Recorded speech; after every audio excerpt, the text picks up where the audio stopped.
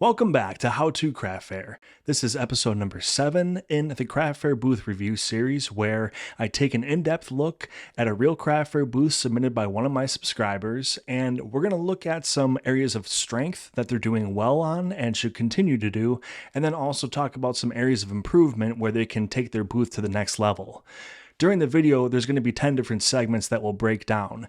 Keep your booth in mind and try to apply this information to your craft fair booth so that you can take your booth to the next level the next time you go to a craft fair. So let's jump right in. All right, so for this episode, we're going to be taking a look at Camp Marigold. And Camp Marigold is a home decor booth run by Liz. And Liz is based in Chicago. So first person from Illinois getting a booth review. And Liz originally started on Etsy in 2020 and now has recently started getting out to some craft fairs. So she has, up to this point, about 4 underneath her belt. And we're going to be taking a look at a comparison between her first setup and then her most recent setup. So that'll be kind of cool to see, some evolution and some changes, and hopefully identify some ways to get even better. So the first thing that we're going to do is watch a short video clip, and that's going to give us a good visualization of her booth. I'll just kind of point out a couple of things really quick during the video. And then, of course, we'll go into more detail when we start breaking down the 10 different segments. But let's go ahead and start with the video. So here we are. This is an outdoor booth. I believe it's a 10 by 10. And she has just one table set up, okay?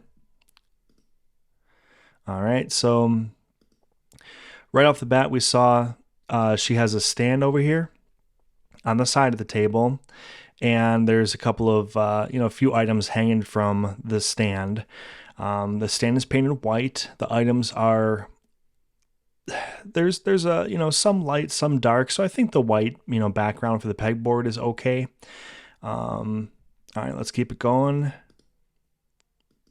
Okay, and then her sign, it has her business name. And then it also tells the shopper what she does, okay? So, to me, I think banners, like as far as like a marketing banner goes, there should probably be 3 elements to every marketing banner. Your business name should be the primary element, and then what you make should be kind of like a secondary element. And then I also think that there should be some sort of way for people to contact you on the banner, whether it's like a .com website or like an email. Maybe a social handle, like a primary social handle. And, you don't want to get it too cluttered, of course. But I think, she's got 2 of the 3 elements covered. I would, think about at least putting the contact information on there or just some way for people to find you. Okay. Another thing that we should point out really quick, I'm going to pull back a little bit. We had a little bit of a further shot in the very beginning. Okay, so we have the checkered tablecloth. Now that's something that I'm going to talk about quite a bit as the video gets, deeper. As we get deeper into the video, we'll discuss it in a greater detail. But for now, I just kind of want to point that out. That's definitely something that we'll talk about. Good job of hanging some items on the side of the canopy. I do like that. It's just good utilization, so there's that bracing within the canopies. Why not? It's a great way to provide a couple different eye levels for people to look at instead of just, things being on the table or, the display stands on the table. It just offers up like another eye level. So that's always a nice touch. Okay, now really quick, just note on the displays. I do like the displays. There's a couple different varieties of displays here, and just kind of breaks up the monotony of a booth, and like provides different eye levels. Over here, we can look at these items. For example, this display does a really good job of stacking the items, but in a way where there's not a whole lot of overlap, so that you can basically see most of the product as each level goes up. So I really like this display right here. This one is really simple, kind of like the 2, platters or whatever you want to call them. But I like it. Again, it's just something a little bit different, and you're able to pretty much stack your items. So you can have kind of items on top of one another, and then there's still plenty of room to for each item to shine, you know, so I like that as well. Over here we have, go a little bit further. Okay, so we have like a wooden crate or wooden box or something like that acting as a riser. And then there are, you know, items up here. It just, again, it just creates like a unique eye level and gets them up off the table a little bit. Okay, over here, there's like a kind of like a wicker basket with the pennants in them. So that's kind of cool. And good contrast too, by the way, because a lot of these pennants are, you know, kind of on the lighter side. So with like the dark brown, I like the color contrast there. All right. And then we have the big pegboard back here. So big pegboard. Why can I not say that word? It's not that hard. Anyways, painted white, like the other one that we saw that was standing up outside of the table. And, you know, you can see that the retail hooks makes it really, really easy for these items to hang. So that's cool. All right, we'll kind of keep going. And these items are just laid on the table. So an improvement here would be to just get little stands, and you can get these literally like at the dollar store or whatever, but just little stands to have them propped up and then facing out instead of just being laid down on the tabletop. All right, and then we have a second pegboard. Okay, I could say it that time. There we go. But pretty much the same situation, you know, pegboard, painted white, and then, you know, kind of like the retail hooks, and the items are hanging. Then we come over to a closer look at this one over here. So pretty basic setup, you know, it's not by any means, it's not overly complicated or anything like that. Really quick, wanted to point this out too. Didn't really see it the first time, but got the business cards laid out there. So that's cool. Already had the business cards made up for the business. So that's great. That's good to see. All right. So yeah, like I said, I just wanted to do a really quick recap on the video portion because I'm going to spend most of this review based on the still images that I got. But yeah, that's a quick breakdown of the booth based on the video. And now let's go ahead and start diving into our 10 segments. And we're going to go ahead and start off with, each segment is going to start off with the second event, the most recent event that she's done. And then we'll kind of take a quick look back and compare the booth before to what she's doing now. Okay. All right. So the first thing that we're going to talk about is displays. So pretty much the same displays that we saw in the video before. And again, this looks like a 10 by 10 outdoor booth. We have a 10-foot wide table, and we have this rack over here. That was really nice. Again, this is actually a really nice view of it because we're kind of standing at an angle where like a shopper would realistically be like walking by and looking at the booth. So it's kind of cool to see it this way. Now this display over here, again, you know, there's not a lot of overlap where you're pretty much able to see like all the flowers as you go up, and nothing is really covered too badly, you know? So I really like this display a lot. This is very nice. And it's smart to put it on the end of the table so that it's like providing you with an opportunity to kind of stand over here where the displays are like slightly shorter. So it kind of gives you this opportunity to be present to the shoppers. So that's something to think about, you guys, is like when you're doing your displays and you have like a tabletop and you have like some higher displays and then you have a couple of like medium ones. This is probably the best way to do it, where like you have your higher ones on the ends of the table, and then you kind of have like almost like a V shape where the height dips down in the middle where you can be standing, and it gives you, like I said, that opportunity to be, you know, present and available to the shoppers. So good job with that here, you know, carving out a space for yourself to be seen. All right. And then we have the wicker basket display that we talked about before. Then we have the wooden riser over here. And then there's a couple of things on that wooden riser. And then we have a series of pegboards, and they all have a similar design to them. So pegboard 1, pegboard 2, these are completely identical, white backing with the wooden like stand portion on the bottom, and he left the wood natural. I like that, by the way. Really subtle. Obviously, it's not like something that's like a really crucial element of the booth. But I like that you kind of kept that wood natural because it just creates, I guess, like a sense of like homey and coziness. So I like that. And over here we have the tall one. Okay, so this is the stall. Gosh, I'm so sorry.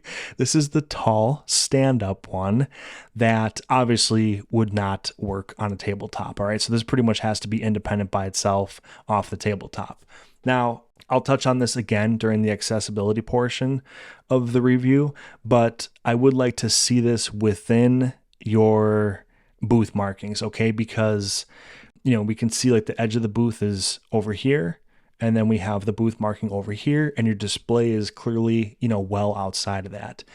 This craft fair, it looks like there's like some wiggle room, maybe there's like some, bonus space basically where, the aisles are kind of big, but you never want to go outside of your booth, even if you're not going into a neighboring booth. Okay. So like, obviously you don't have a neighbor right here. You don't want to put your display outside of your marking because it can be a slippery slope with event organizers. All right. So this can potentially get you on the bad side of an event organizer. And, some organizers will say something and be like, hey, I understand that there's no booth there, but can you move your display within the marking? And then some organizers won't say anything, maybe because they have, more important things to worry about, but that doesn't mean that this isn't important, so this is just something that I would say, could be an improvement is it looks like you have some playroom over here and you don't have anything displayed on this side of the booth at this event.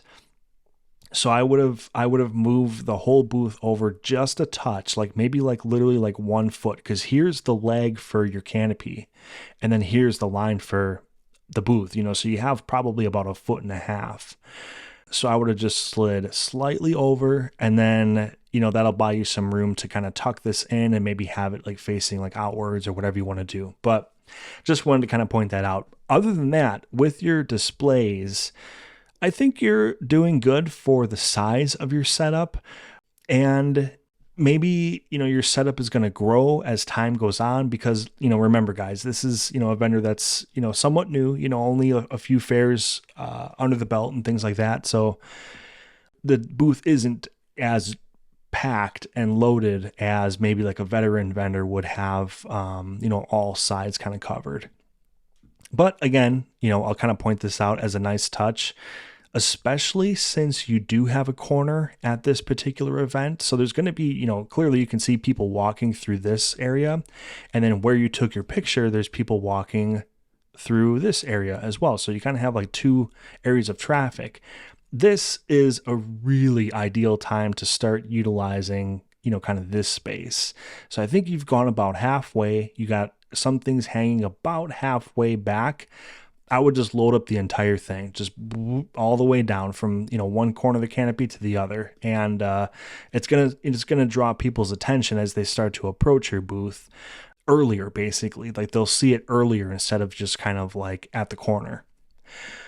Okay, now let's take a really quick look back at her first event. And here she has a setup where it's the front table and then 2 side tables. And to be honest, I much prefer this setup. And like, look over here too, like at this event, you pretty much went from, the first post all the way to the back post of the canopy. You pretty much have that whole thing covered over here too. So on this side as well, you pretty much have the entire thing. So when it comes to the top of your canopy and your display, I think you took a step back actually in getting rid of that, because I think that was really, really nice before, where you had that whole side loaded. And then also, by only having the 1 table, especially, really, really, especially when you have a corner booth like this, you have to have that second table over here. It's a must. So this is something to think about, you guys, when you get communication from an event organizer and they let you know where your booth is going to be, like, when they send you an email and they have the layout and they say, okay, you're going to be in booth 52 and that's a corner. that's when you have to start planning, okay, like I need to take advantage of both of these flows of traffic. So how am I going to construct my booth that gets attention from people walking this way or people walking this way? But yeah, that's all I would say about the displays. And, I think as far as like the actual physical displays themselves, they're good. They're very functional. They're cute. They have that natural look to them with the wicker and with the wood. So, yeah, I think you're doing a pretty solid job with the displays themselves. But now it's really just a matter of like configuring the booth so that you can maximize your display opportunities. Okay, next thing we're going to talk about is pricing. So, pricing at the booth, I think this is going to be an area of improvement that we can, get better on and talk about. So let's zoom in here and make sure that I'm not missing something. But, oops, I'm sorry, I got it all grainy here. Too far. Okay, we'll go here so we can still kind of see it pretty clear. I'm not seeing pricing anywhere on anything, okay? So I've talked about this in previous videos. There's basically two different avenues that you can go with your pricing. You can either have a price tag on every single item individually, or you can do group pricing where, okay, see this display and it's all the same, type of items. Maybe there would be like a sign right here that would have a price for these items. And then maybe all these happen to be the same price and you could have a pricing sign right here. So that's group pricing. So you pretty much have to go with one or the other. You have to have absolutely everything priced with an individual tag, or you have to arrange the booth so that you have group pricing, right? So you could do it here too. Like maybe you could bump this down just a touch and then have like a pricing sign right here, just letting everybody know that, okay, all these are that price, whatever it is.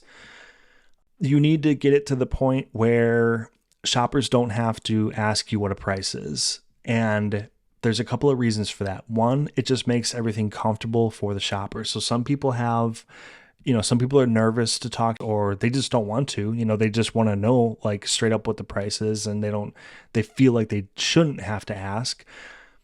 And another reason is that if you're at the show by yourself, for example, and you're tied up with another customer and somebody stops someone else, they're not going to want to like just wait until you're, done dealing with the other customer. Like, if you're busy and they don't know what the price is, they're going to walk away. I guarantee it. So that is the two main reasons why you want to have prices on absolutely everything. So let's go back just to make sure that this wasn't something that she was doing before. And I think it's the same thing. So, at this older booth here, I don't think she had prices either way, so this wasn't something that was basically covered at one point and then, neglected now. So, but yeah, that's a really, really easy way to level up the booth, and that's one of the things that we're doing with these videos is we're looking for easy ways to level up the booth that are realistic goals, so things that you can do pretty easily. Okay, so now let's talk about signage. So signage at the booth, we're actually going to flip it and go back to the older booth first, because at the newer booth, you can see here, there's no signage at all. Okay, so there's no, we can talk about the various types of signage, so there's pricing signs, there are payment option signs, there's return policy signs, there's social media signs, the marketing, like, the business name and stuff like that. So at the current booth, or at least this one, the most recent one, there's no signage at all. Okay. So that's something that we want to start to integrate into the booth. Now let's go back to the older one. Okay. Now this was the first event, and I'm going to give you guys a little bit of an insight. And Liz sent me an email, when she started talking to me about the booth review. And I'm going to give you a little bit of background that she provided to me about her business and her booth. Okay. So like we mentioned, she was on Etsy back in 2020, and she eventually evolved into doing craft fairs. She sells whimsical home decor. Okay. So she said that first of all, she only uses the side for large events. Okay. And if she's not using the side, like these side tables, she uses that space for like packing up orders, or maybe like her checkout area, things like that. Then when it comes to her signage, she said that she used to use a sign but she couldn't figure out how to hang it without it getting in the way, or like it kept falling off, and or the wind would blow it up and it would kind of get in the way of people at the table and things like that. So basically it was just kind of like a, where do I put it and where do I fit it into my booth design kind of a situation. So let's talk about that, because that's a really, really important aspect of the booth, like on many levels, like marketing, the strength of the theme, things like that. So if you have a canopy like this that has the bracing on it, which I mean, I think they're all pretty much like that, right? No matter which canopy you got, you pretty much have this bracing on the inside. A lot of people will use that to kind of do what you've done here. So they'll have maybe like a bungee cord, or something like that, hooked up to the grommets, and it's at the top, and then they'll have it from like kind of like the midway, they'll have it again so that the banner stays really like taut.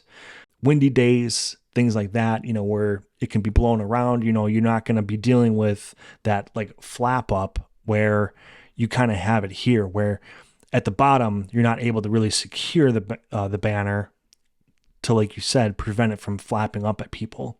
So that's probably what I would do. I would just hang it from the very back of the booth, and then that way you can kind of have it out of the way, so it's not in people's way, but then it also provides, it's kind of dual purpose. It's kind of nice because it does block out some of the distracting background that is always occurring at outdoor booths. So that's what I would do.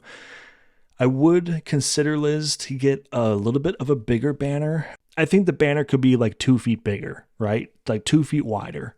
It's really, really like tall, so it's plenty tall the way it is, but I would order one that maybe adds like that much length on the side, because then it's really going to be like a nice big backdrop for you, and it's going to be out of the way. It'll be secure, and it's not going to flap up into people's faces and things like that. So just something to consider.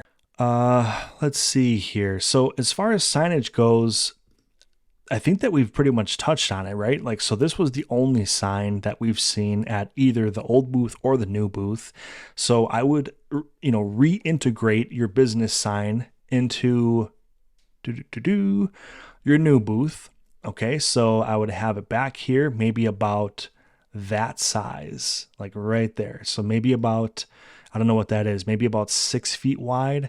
It's hard to tell like how wide your old one was, but whatever your old one was, I would go maybe like a foot more on each side, something like that. And then, like I said, secure it to the top over here, and then secure it, some way to the post on the bottom, and that sucker ain't gonna move anywhere. So, we talked about the pricing signs, and having a payment option sign would also be very nice. And then if you're trying to grow on social media, I would definitely have some kind of sign that says, follow me on TikTok, YouTube, Facebook, Instagram, whatever it might be, Also, actually, if you're still selling on Etsy, I would have like a sign for that too. Like, find me on Etsy. Just because you're at a craft fair doesn't mean that you should completely neglect your business on Etsy, especially if it's been established for a few years already, So there's a lot of reasons behind that. People might say, for example, you have like your Etsy handle on your business card. Somebody might grab that, or if you pass it out to people, maybe they'll follow up with you at a later date, and an Etsy shop is a really, really easy way to get orders, from people who don't happen to purchase at the show. So, okay, I think we've pretty much beaten signage to death at this point. So we'll kind of move on. And the next element is going to be marketing. Now, marketing, again, there's not going to be a whole lot to cover here, because at the new booth here, there's no banner, right? And we did see business cards out during the video. It was during the video we saw the business cards. Now over here on the table, I actually don't see the business cards on the table anymore. So it almost feels like, Liz, like you've pulled back on some crucial elements. It almost feels like the other picture is like the newer booth, right? And then this is like the first booth. With this picture here, at least you had the banner out there, and yeah, it was kind of a pain that it was like, dragging down or whatever. but at least you had kind of like your business presence. And then during the video, which I should be clear on this, I don't know when the video is from. Okay, so I don't know if the video is from a newer show or an older show, but regardless, you had the business cards out during that one. So that is ideally something that you should be doing. And then even though you said that you don't use the sides for shows that aren't large, I would use the sides for all the shows because it's just so much more attractive. It just makes the booth really, really appealing to have that nice three-sided presence, I guess you'd say. And like we talked about before too, if you're on a corner where you have two areas of foot traffic at your booth, then you absolutely have to be utilizing the sides of your booth. So, okay, that's pretty much what we're going to touch on for marketing is just pump it out there a little bit more, get your name out there, have the business cards out, get a really nice banner, backdrop banner, and, have that sucker right behind you and everything. And, start to kind of put yourself out there a little bit more. All right. So the fifth segment that we're going to talk about is vertical space. So we'll go to the newer booth here, and vertical space, I think you're doing pretty well with. You have some items that are just laid down on the table. So for these ones right here, I would just get little stands, some little, kind of like what you have for this, right? So there's the mirror, but then it's being held up by the stand. So I would just get, smaller versions for these guys and get these pointed upwards and outwards so that as we're walking by with this view, we'll kind of zoom out. So this is the view that we would get if we're a shopper. From here, you have no idea what these are, from this angle right here. Over here, you've got these kind of propped up so I can see that this is a basket with pennants in it. So I like that. And they're an item that you can stack them up in a way where they show outwards. This item over here, the flower market sign, I really like that you've got it, kind of pushed up and propped up because, again, I could read this perfectly fine, and this is probably standing like 15 feet away from the booth. So this is a good example of what kind of this should be becoming, working towards. All right, and then this sign over here, it's a big sign. You could probably, as you start to introduce more items, utilize it one more row down. So you got your first row, you got your second row, and then I would just fill in one more just so it looks like a full display. This is something that is kind of like a technical tip that a lot of people, it's easy to overlook this tip, but when you're first starting out, or if you're at a really, really busy show and you're selling like you can't even keep up with how much you're selling. In either situation, you want to try to keep your booth looking as full as the minute that this event opened. Okay, so you want it looking full at all times. So when you have like blank spots like this, it just kind of looks like picked over or picked through, right? Like it kind of looks like maybe there was something here, but it's gone. And, now you're starting to sell out and stuff like that. So whenever you have a display, especially if it's a big display, you want to just kind of have it filled out so that it looks complete and it doesn't look like it's been picked through. For the other elements of vertical space, we did talk about the items hanging from the canopy, which that's fantastic. Great, utilization of that vertical space and gets the eye levels looking in multiple slots. So I think vertical space you're doing pretty good with. And as we go back to the older booth, again, you were doing a wonderful job and even better at this older booth, so you've gotten more utilization from the sides of the booth in the older one. And actually, I noticed on this older one, you didn't have as many pegboards. So you had this big pegboard on the older one, and then you had a solid wood floor, a solid wood display up here. And I think either one was cool, so switching to all pegboards, I think there's nothing wrong with it, and there was nothing wrong with this, so to me, that's kind of like a fair trade. But yeah, I think you've done a good job with that. And this is probably an area of strength for your booth that you have a pretty good grasp on. All right, so now we're going to talk about, of course, my favorite element is colors, contrast, and texture. So let's go into colors first. And right away, there's a pretty predominant use of white at the booth.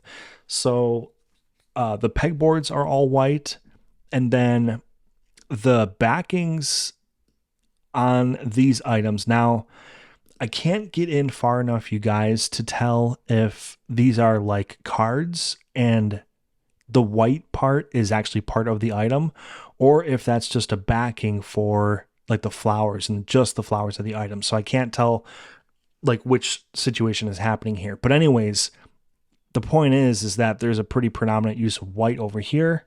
There's a lot of white over here, a lot of white over here.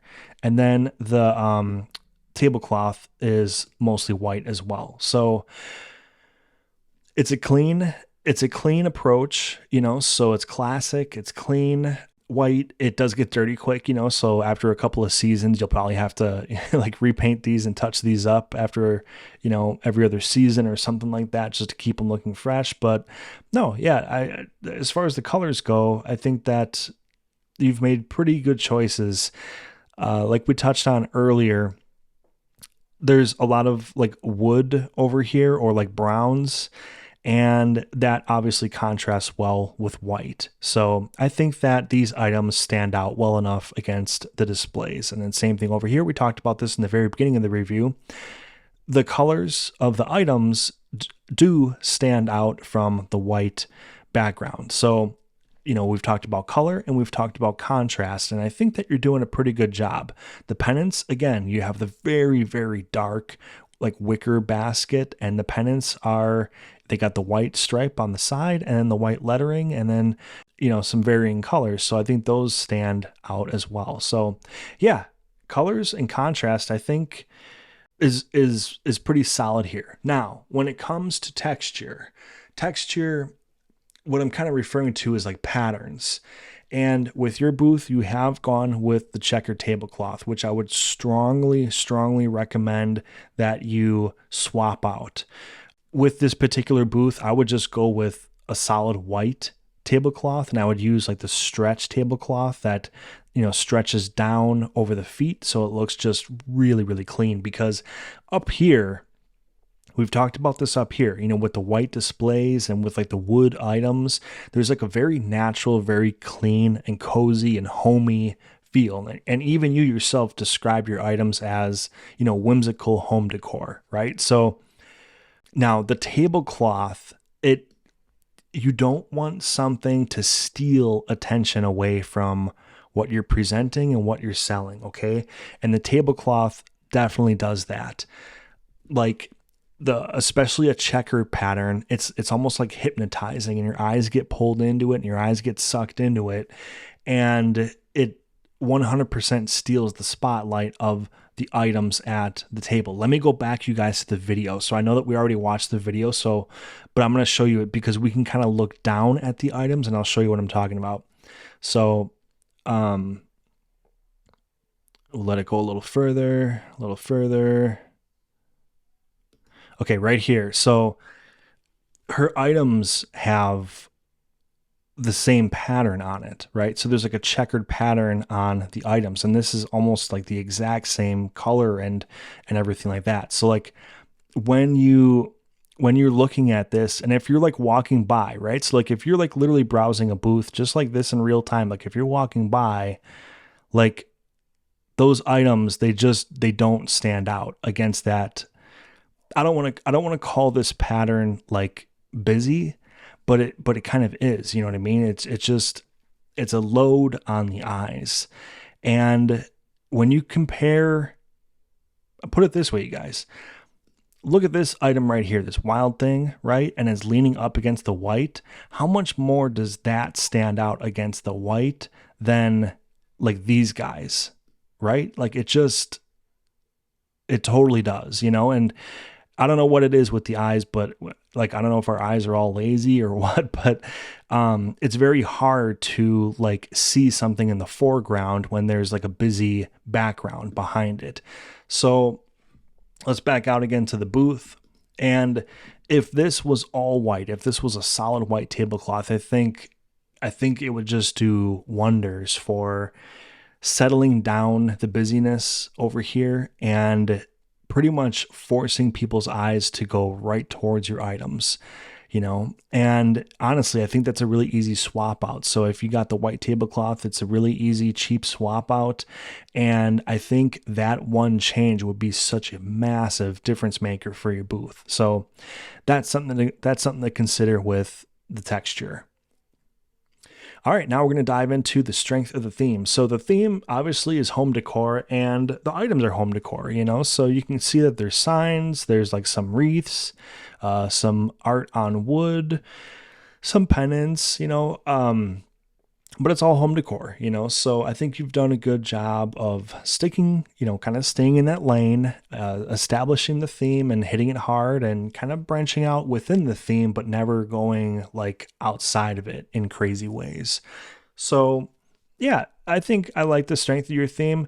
If you do decide to make a new banner from scratch, I would try to think about the way that you're setting up your booth and then think about the banner, okay? Because the banner was kind of like an orangish brownish color, right? So see it right here.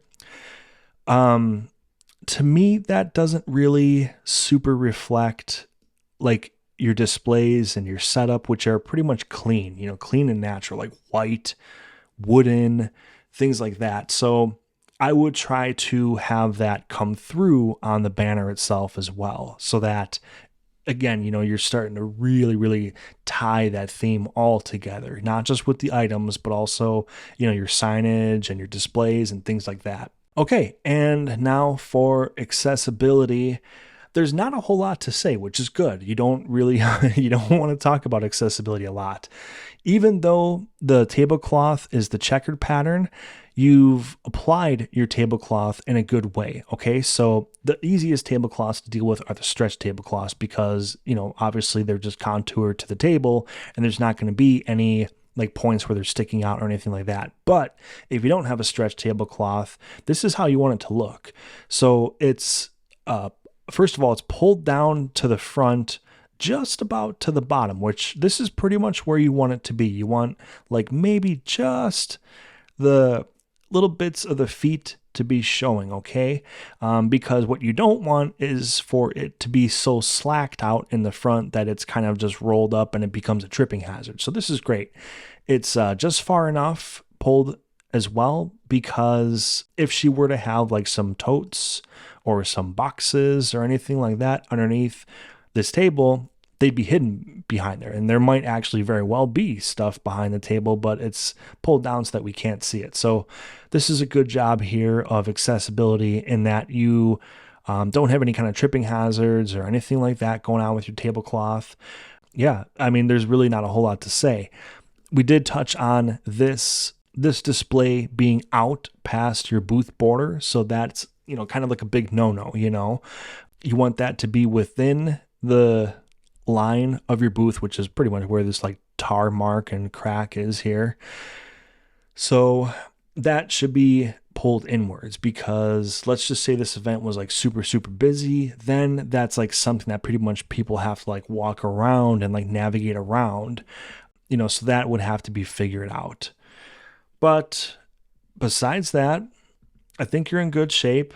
Here at the older show, you had a lot more slack in the tablecloth. All right. So you can kind of see it rolled up on the ground here, over here. Then there was the, and to be fair, you pointed this out yourself and you've made that correction by you removed the banner because you didn't feel comfortable with it being like a tripping hazard. So I do applaud you for, having that awareness to get rid of those tripping hazards. So there's a big, big improvement in the new booth with accessibility. So I really, really like that. You've done a nice job. Okay, now for general use of space. So general use of space, I am going to go back to the fact that you used to have a 3-sided booth and now you've gone to just a 1-sided booth. You want to take advantage of every avenue of shoppers that there is. And by going to just the front-sided table at this particular event, and to be fair, Liz, I can't see, and I would like feel terrible if I got this far into the video and there was actually a table over here, but I don't think there is, you know what I mean? I don't think there is. But if you don't have a table going this way at an event where the shoppers are like passing by this way, you absolutely have to. That's basically like storefront and square footage that you're just completely throwing out, you know? So again, if you did have a table here, I apologize, but if you didn't, that's like a must. You have to. Okay, so otherwise, general use of space, you're doing a really good job on the tabletop itself. There's like so many different levels of the items, and you got a couple of things propped up here, like the flower market sign. You got the mirror on a stand. You got the pennants in the basket that are facing up.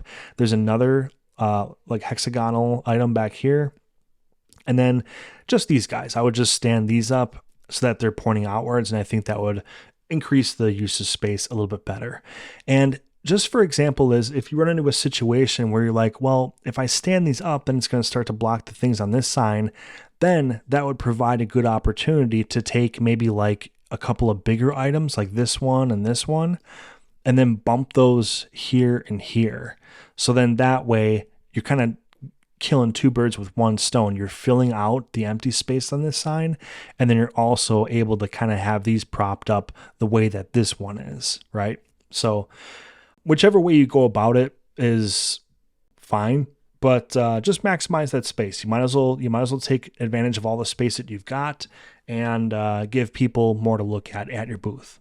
Okay, now for the eye test. Now the eye test is basically like the 2 or 3 seconds that somebody's walking through a show and they see your booth, and are you doing what it takes to get that person to stop and come check out your booth, or are they going to keep walking?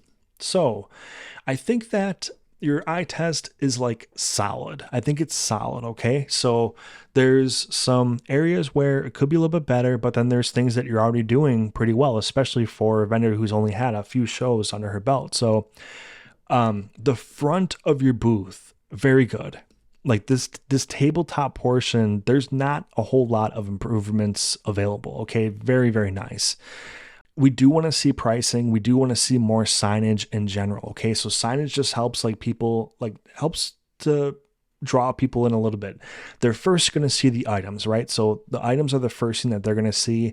But then if they're interested in the items, they instantly want to know how much it costs and how they can pay for it. If they want to buy it, like they want to have that answered immediately. So keep that in consideration.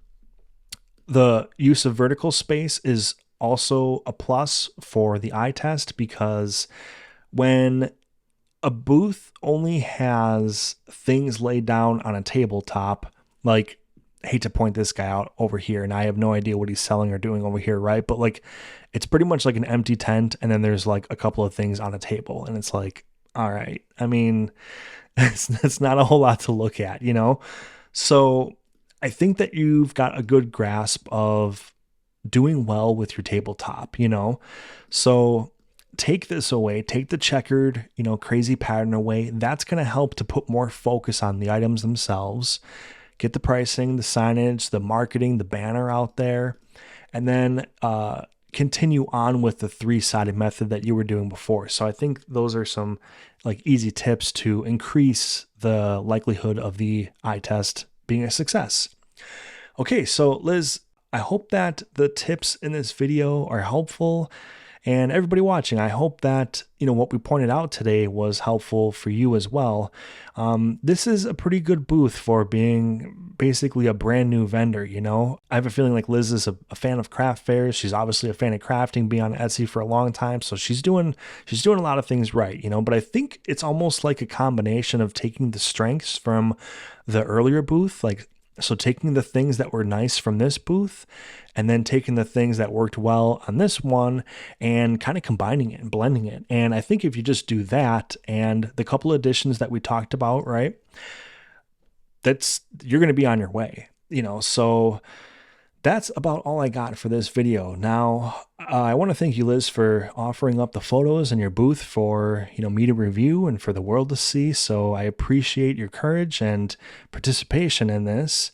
And everybody, here are Liz's links. So be sure to follow her on all her social media handles. Check out her Etsy page. And as far as the booth reviews, if you want your booth reviewed, check out my website. I have the link below and the link listed on the screen.